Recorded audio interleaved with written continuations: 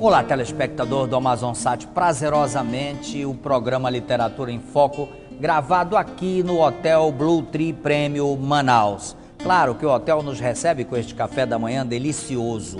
Nossa convidada é a escritora acadêmica Carmen Novoa Silva.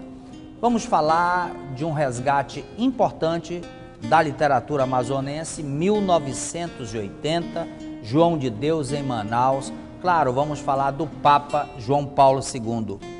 Dona Carmen, a senhora resgata um momento importante da presença do Papa e, claro, da Igreja Católica.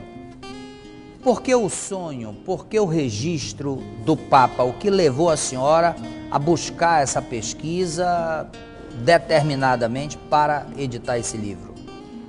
Em primeiro lugar, eu fiz parte, na época, em 1980, eu tinha apenas 27 anos, marido e 3 filhos pequenos, mas fiz parte da comissão organizadora da vinda do Papa, junto com a irmã Marília Menezes, que era a coordenadora geral, né? Então, eu guardei até depois, e fui até convidada para vê-lo num café da manhã. E como o meu marido ia para a fábrica, aí é mãe e mulher tem que se dividir, eu não fui a este café da manhã, né? Mas vi bem, passar bem perto e cheguei a tirar fotos naquelas máquinas antigas Polaroid, que agora estão retornando, né? E consegui e fiquei fazendo o acervo dele. Eu tenho jornais antiquíssimos da época, que era o Comércio, Notícia e mais o outro, acho que a Crítica, o Amazonas em Tempo, que é onde eu escrevo hoje, que eu colaboro há mais de 14 anos. Esse aí foi com que eu fiz a atualidade, resgatei em crônicas, publicadas todas as quintas-feiras no Em Tempo, sobre a vinda dele, né? Na pesquisa feita nos jornais antigos e em 2 revistas manchete que falavam sobre Manaus. Agora, Dona Carmen, é um momento especial para a sua vida como escritora, é um momento especial para a cidade de Manaus e é um momento especial para o resgate, porque é um trabalho inédito. Nós não conhecemos no Brasil nenhum registro que fale da presença do Papa em Manaus, só o seu trabalho. Eu que me referi somente em Manaus, né? Exato. Porque foi o que realmente marcou, porque eu achei até que no Brasil deveria ter outros, mas eu queria resgatar Manaus, a terra, porque muita gente, outras gerações, desde 80, não conheceram o Papa, né? Não sabem o que foi, o que representou, o impacto que houve, né? Da presença dele em Manaus. O que nós podemos tirar de conceitos e preceitos para a vida do católico a partir de 1980? Em 1980, nós estávamos ainda... Manaus, então, sempre foi uma cidade que... Você sabe que ele quase não vinha a Manaus, né? É verdade. Porque a agenda dele constava e que houve uma lenda lá que Nostradamus disse que o Papa ia ser morto no local onde 2 rios se encontravam. E os 2 rios que se encontravam eram Rio Negro e Solimões. Então, acho que os assessores dele retiraram da agenda papal, né? Agora, a senhora fala da confluência de 2 rios e um fato que se comentava que, graças a Deus, não foi verídico, não aconteceu. Não, era uma lenda, né? Era uma lenda. Mas ele faz uma viagem pelo Rio Negro, uma procissão fluvial lindíssima, que é a nossa tradição com São Pedro, né? São Pedro. Vai ao encontro das águas, abençoa nossos rios. Como é que a senhora vê isso para os nossos navegantes? O que representa, por exemplo, um cidadão comum passar na Baía do Rio Negro, adentrar os Solimões e saber que o Papa deixou a sua bênção pessoal nesses 2 rios? É porque os rios aqui no Amazonas são as nossas estradas, né? Então, um Papa vinha ali e abençoar abençoar principalmente os pescadores, que era uma profissão fluvial, era de São Pedro, que era pescador. E sendo abençoado ali, as pessoas se sentem mais confiantes em tudo. A fé é que promove isso, né? Você tendo a fé que promove isso. A catedral tem lá um registro importante da presença dele. Uma placa que simbolicamente e silenciosamente deixa para a posteridade a presença de um Papa na nossa cidade. Além da catedral, devia constar esta mesma placa na Arquidiocese de Manaus, porque lá ele ficou hospedado, lá ele dormiu uma noite, lá ele ceiou e lá ele recebeu os indígenas com a carta pedido de que eles estavam sendo dizimados. Na época do deputado, até deputado o Juruna esteve presente, está na contracapa do meu livro, ele recebendo os indígenas e eles colocando um cocar no Papa, né? Então, a catedral, sobre a catedral que eu estou falando, é uma das primeiras. Mal ele chegou aqui, ele veio direto do aeroporto à catedral. Por quê? Porque ali a Catedral Sé é a sede de todos os pastores da igreja, dos bispos, dos papas, bispos e cardeais.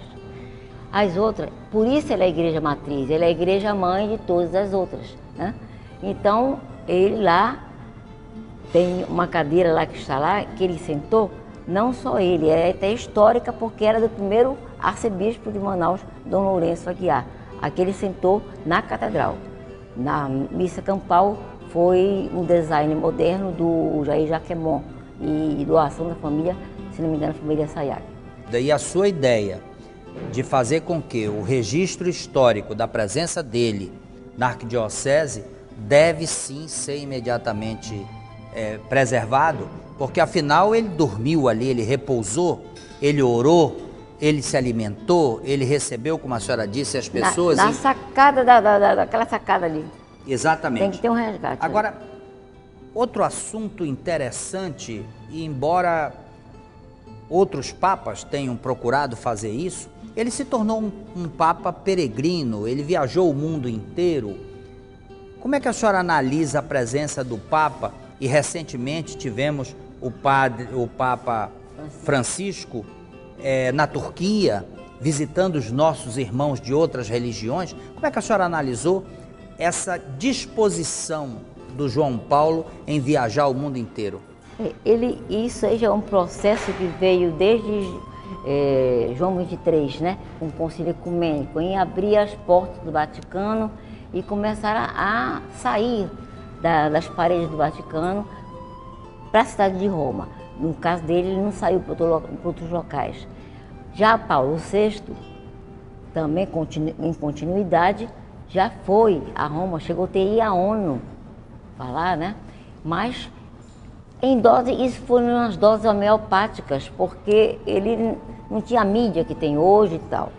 E já quando foi o João Paulo, com a jovialidade dele, 58 anos, para um Papa, um Papa jovem, né? É verdade. Então ele chegou aqui, e carismático como ele era, e com aquela simplicidade que era peculiar nele, né?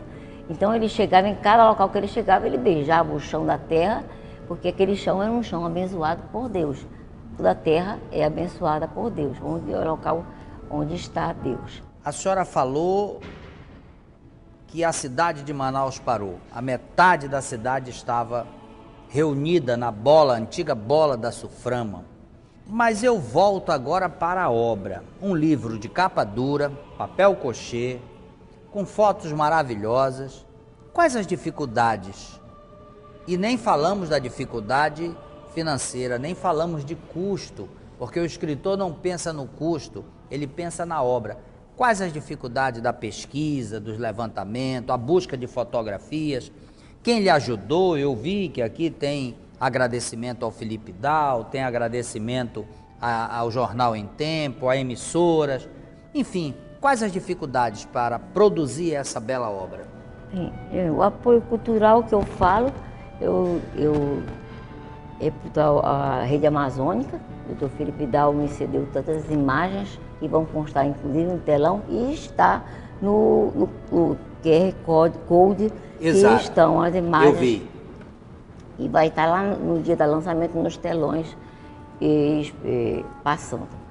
Agora, as dificuldades que existem dificuldade tão grande não existiu porque a direção toda, o meu marido estava à frente. A capa foi ideia dele toda e foi constando que eu estava despreocupada com tudo isso, né? O papel, a gráfica, eu acho que ele isso já é está consequência. por dentro. Isso é consequência. E os artigos eu já fui fazendo semana por semana, eu era publicado um artigo baseado nas pesquisas que eu fazia, né? Inclusive tem uma aí interessante em que o José Lindoso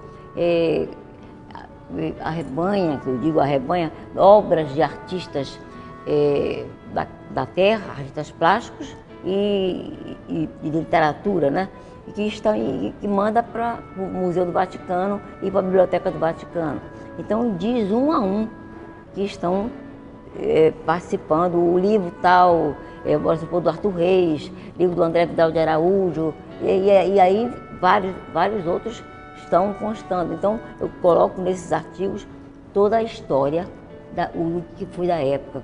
E aqui apelidaram logo o Papa, não é coisa de amazonense, né, de Papa Léguas, porque ele não parava, né, de um canto e outro, assimilando com a história do polegar. É verdade. Né, do polegar.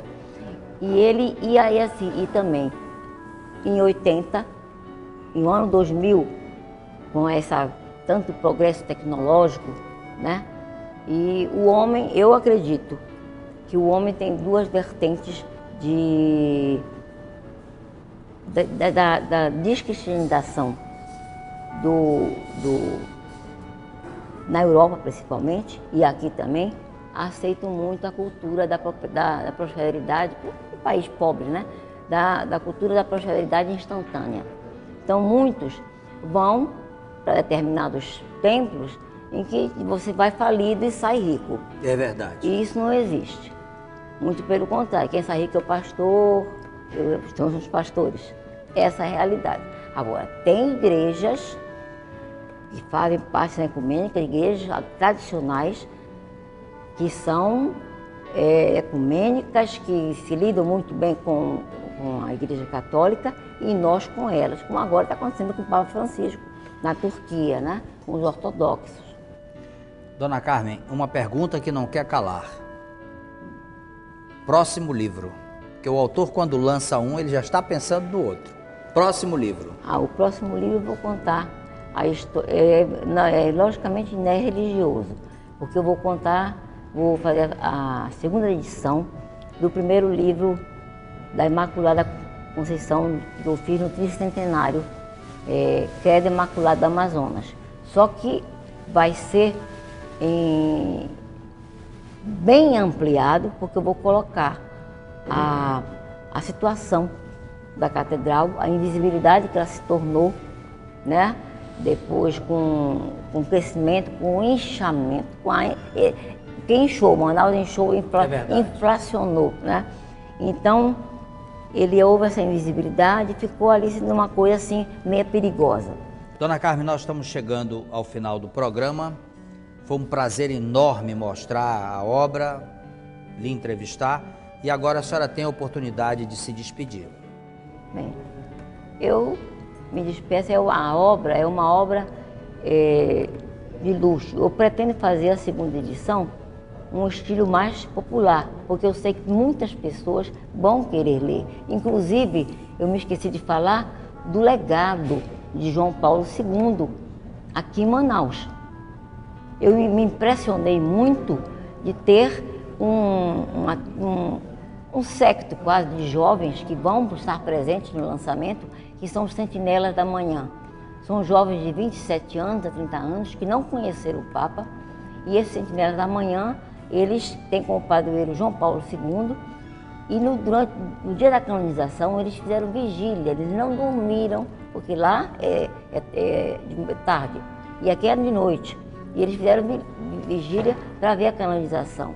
Então, esses rapazes, todos são pessoas intelectuais. O rapaz, esse, que é o líder disso, o Daniel Praia, ele é biólogo, ele é engenheiro florestal e mestrando de ecologia do INPA. Então, são pessoas que são politizadas e sabem, e como eu digo, respiram pelos poros da alma, né? Respiram a fé pelos poros da alma. Dona Carmel, eu agradeço muito a sua presença, agradeço a sua contribuição para a literatura do Amazonas, esse resgate, e quero agradecer a você, telespectador, que nos prestigia há 15 anos assistindo o programa Literatura em Foco, desejar um Feliz Natal, um ano novo de paz, muita prosperidade e, naturalmente, aos nossos patrocinadores, especialmente os nossos patrocinadores, Importadora Tevelar, a Magistral com Guaraná Regente Zero e agora a mais nova conquista do Literatura, que é o restaurante Pancaru. Um forte abraço e claro que te encontro no próximo programa a partir daqui do Hotel Blue Tree. Um abraço.